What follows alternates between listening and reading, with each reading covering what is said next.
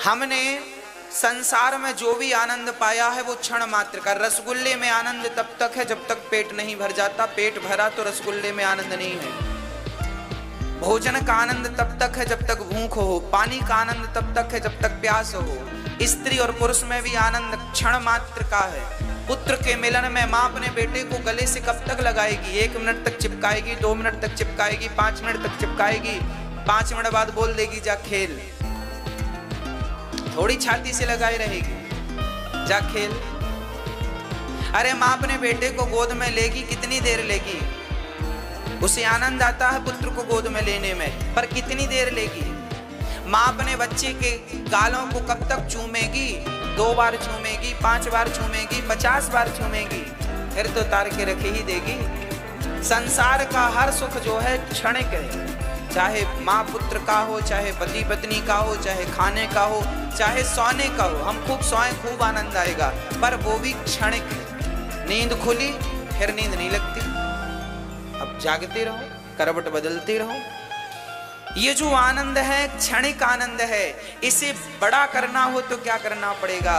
बोले आप भगवान की शरण में जाएंगे तो ये जो छोटे छोटे टुकड़ों में आनंद हमें मिल रहे हैं। अच्छा, एक किसान है, उस किसान की 1 बीघा जमीन यहाँ है और 1 बीघा जमीन 4 किलोमीटर दूर है, फिर आधा बीघा 2 किलोमीटर दूर है, फिर 2 बीघा आधा किलोमीटर दूर है। उसकी 50 बीघा जमीन है, पर वो टुकड़े टुकड़े में है। तो बताओ उसका कोई अर्थ निकल रहा है? कोई आनंद है उसका? और वो 50 बीघा एक साथ होती तो मजे थे, हाँ या ना? बोलो हाँ कि ना? अरे टुकड़े टुकड़े में जो आनंद, हम जो घर गृहस्थी में आनंद भोगते हैं सांसारिक, ये टुकड़ों वाला है। और भगवान की भक्ति करने में एक जाई आनंद है, वो भगवान आनंद स्वरूप है। एक साथ 50 बीघा। जब यहां से पुण्य करके तुम जाओगे भगवान के धाम, गौलोक धाम, तो भगवान वहां आनंद की अनुभूति कराएंगे, वहां आनंद है।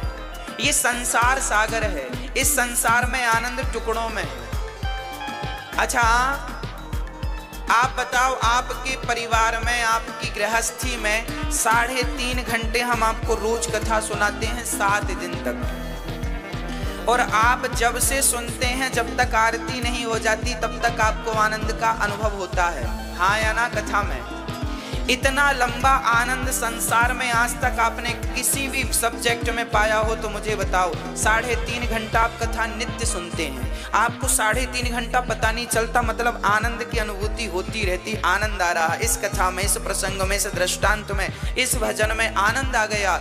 ये आनंद 3.5 घंटा रोज आता है, कंटिन्यू आ रहा है। अब बताइए, रेगुलर 3.5 घंटा आपको घर में कहाँ आनंद आता है? ऐसा कौन सा काम है जो 3.5 घंटे आप करते हैं? क्या 3.5 घंटा खाएंगे? खाने का आनंद कितना है? हाँ, खाने का आनंद ज्यादा से ज्यादा 7 मिनट का है। हाँ, पहला निवाला ज्यादा आनंद दिया था, दूसरा और कम, तीसरा और कम, चौथा और कम। जितना खाते जाओगे आनंद कम होता जाएगा, हाँ या ना? 3.5 घंटा बताओ कहाँ आनंद है?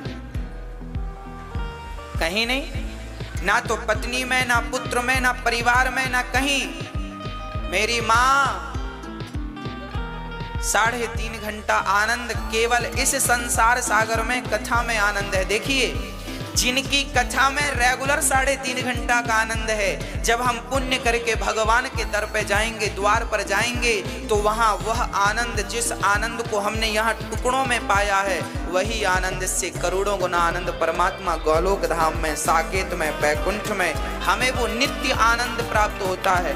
उस आनंद तक पहुंचने के लिए इसको करना पड़ता है, कथा कीर्तन। भगवान को क्यों पाया जाता है? भगवान को पाने के पीछे भी एक स्वार्थ है नाथ। हम संसार में आना जाना नहीं चाहते, हमें नित्य अपने धाम में रखो, क्योंकि वहां यहाँ से ज्यादा आनंद है, वहां यहाँ से ज्यादा सुख है, वहां यहाँ से ज्यादा अच्छा है। इसलिए हमें वहां रखो, अपने साथ रखो, अपनी नित्य लीलाओं में रखो। यहाँ तो हम आपको भूल जाते हैं, वहां तो आपका दिन रात चिंतन होगा नाथ। इसलिए हमें अपने धाम में रखो, अपने चरणों में रखो। तो आप यदि आप इस आनंद से संतुष्ट हैं तो फिर ये आनंद तो मिला ही है। पर ज्ञानी जन यदि आप इस आनंद में उलझे रहे ना तो बड़ा घाटा हो जाएगा आपका। टुकड़ों टुकड़ों में कितने बीघा जमीन बनाओगे? एक जाई बनाओ, एक जाई तो भगवान को पाकर ही संभव है। इसलिए एक दिव्य आनंद भागवत क्या करती है? सच्चिदानंद रूपाय, परमात्मा सत्यचित आनंद का स्वरूप है। परमात्मा सत्य है, चित है, आनंद स्वरूप है। अच्छा, भगवान करते क्या है? विश्वोत्पत्त्या देहे तवे, विश्व की उत्पत्ति, पालन और संहार करते हैं भगवान। विश्व की उत्पत्ति हमें बनाते हैं, पालन करते हैं, अंत में संहार कर देते हैं।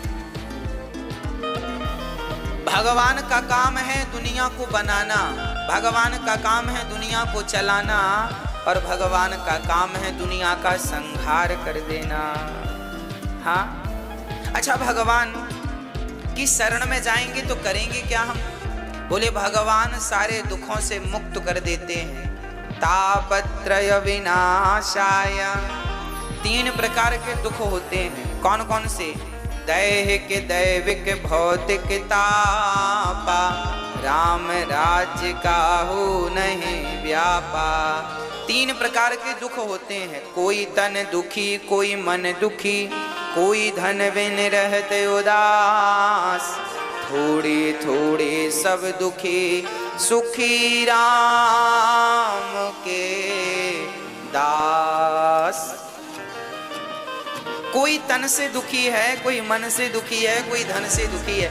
अच्छा, दुखिया संसार है, क्यों? दुखिया इस संसार में, सुखिया मिला न कोई। सारे दुखिया हैं। महाराज जी हम बड़े दुखी हैं, महाराज जी हम बड़े दुखी हैं, हम बड़े दुखी हैं, दुखी हैं, दुखी हैं, दुखी हैं, दुखी, सब दुखी। अरे कभी तो कहा करो कि हम सुखी हैं, मत कहा करो हम दुखी हैं। अच्छा, आप कहते हैं महाराज जी हम बड़े दुखी हैं, ये बताओ आपका दुख क्या है? क्या दुख है आपको? बोलो। एक्चुअली दुख किसी को नहीं होता मेरी माँ। आप लोग ना सुख की उम्मीद ज्यादा कर लेते हैं, इसलिए आपको दुख लगता है, होता नहीं है। एक उदाहरण से मैं अपनी बात आप तक पहुंचाता हूं। 2 पंडित जी थे, सुनिएगा। 2 पंडित जी थे। दोनों पंडित जी को एक सेठ जी ने भोजन पे बुलाया। हमारे घर पंडित जी भोजन करने आना, निमंत्रण है। पंडित जी गए। अच्छा, एक पंडित जी सोच रहे थे कि सेठ जी हमें दक्षिणा में 100 रुपए देंगे, और एक सोचा था कि हमें तो 10 रुपए की जरूरत है, 10 रुपए मिल जाएंगे तो काम हो जाएगा। एक ने उम्मीद की थी कितने की? 100 की, और एक ने उम्मीद की थी 10 रुपए की। अब सेठ जी ने भोजन कराया और पंडित जी को 51 रुपए दिया। तो जो 100 रुपए की उम्मीद लगाए थे वो तो दुखी हो गए। ओ भगवान, 100 का था, 50 मिले। और जो 10 की उम्मीद लगाया था उसको तो 40 ज्यादा में, बढ़िया नाचने लगा, वाह हमारा तो काम हो गया। अब देखो, एक दुखी हो गया और एक, कहां से आया दुख और कहां से आया सुख, मुझे आप बताओ, समझाओ। आपने उम्मीद ज्यादा की, आपकी अधिक अपेक्षाएं, आपकी अधिक इच्छाएं आपको दुखी करती। इसलिए हमें ज्यादा अपेक्षाएं नहीं रखना चाहिए। भगवान दाल रोटी दे रहे हैं ना, पहनने को कपड़े दे रहे हैं ना, बस खाने को रोटी है, पहनने को कपड़े हैं, रहने को एक छोटा सा मकान है, और क्या चाहिए? बहुत हो गुजर रही है जिंदगी, और रहना कितने दिन है साहब?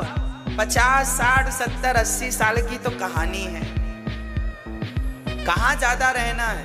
यूं निकल जाते हैं। 7 दिन कब निकल जाते हैं हमें पता नहीं चलता। 3 घंटे कब गुजर जाते हैं हमें पता नहीं चलता। ये जिंदगी कब गुजर जाएगी पता नहीं चलेगा। बस मन कथा में लगाओ, और ज्यादा उम्मीद रखोगे तो सदा दुखी रहोगे, और जितना विधाता दे रहे हैं उतने में संतोष रखोगे तो सदा सुखी रहोगे, सदा सुखी रहोगे। हमने एक छोटा सा व्यापार डाला, फॉर एग्जाम्पल दे रहा हूं, माना कि हमने एक छोटा सा व्यापार डाला। अब हमने उम्मीद लगाई कि भाई हमने 5 लाख रुपए से व्यापार शुरू किया है तो हमें महीने का लाख रुपए मिले। हाँ भाई मिलेगा, पर सब्र रखो, अभी नहीं मिलेगा।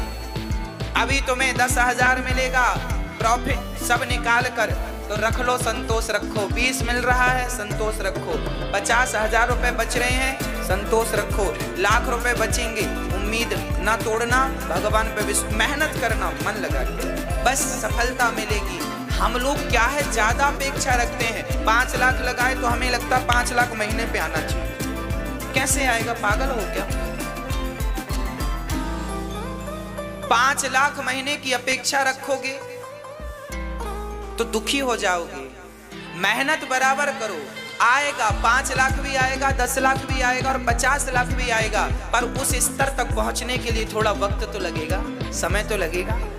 सब्र रखो, भगवान पर विश्वास रखो और मेहनत मन लगा के करो। मुझे विश्वास है आप संतोष रहना सीख ली। जिस फील्ड में है, जहां है वहां रहिए, पर संतोषमय जीवन हो। जितना विधाता दे रहे हैं ये समझिए कि कृपा है विधाता की, बस दाल रोटी चल रही है। एक दिन विधाता ऐसा करना कि कोई दिन ऐसा ना है कि घर पे चूल्हा ना जले। सदा आपकी आरती होती रहे, आपका पूजन होता रहे, आपका भोग बनता रहे, बस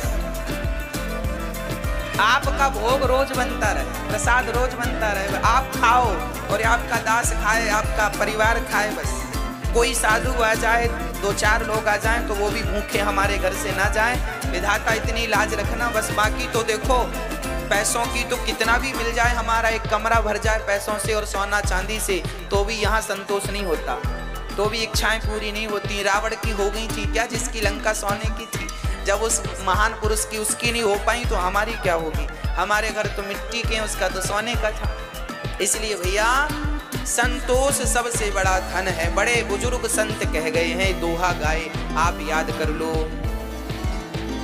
गौ धन, गज धन, बाज धन और रतन धन खान, जब आवे संतोष धन सब धन धूरी समान। तो मैया बताओ आप में से दुखी कौन है?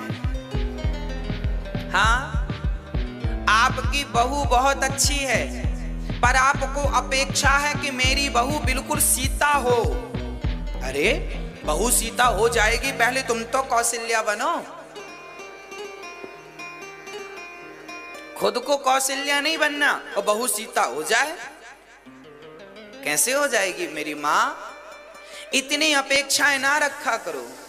आपकी इतनी अपेक्षाएं, इतनी उम्मीदें, ये आपको दुखी बनाती है।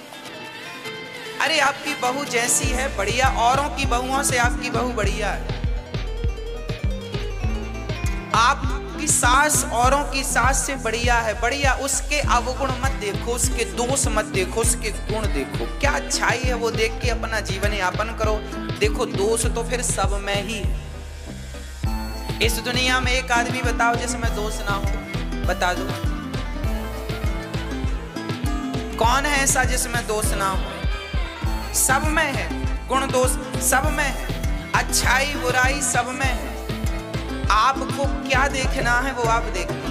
अच्छाई देखिए, आपकी सास बहुत अच्छी है, आपकी बहू बहुत अच्छी है, आपका पति बहुत अच्छा है, सब बहुत अच्छा, आपकी इनकम कमाई सब अच्छा है, आप बहुत अच्छे हैं। आप पॉजिटिव रहिए ना, आपके पास सब कुछ बढ़िया है, आपके घर में किसी चीज की कमी नहीं है, सब है, फिर भी आपको रोना तो है। महाराज जी ये नहीं है, जो है उसमें संतोष नहीं है, जो नहीं है उसके लिए आंसू हैं बस।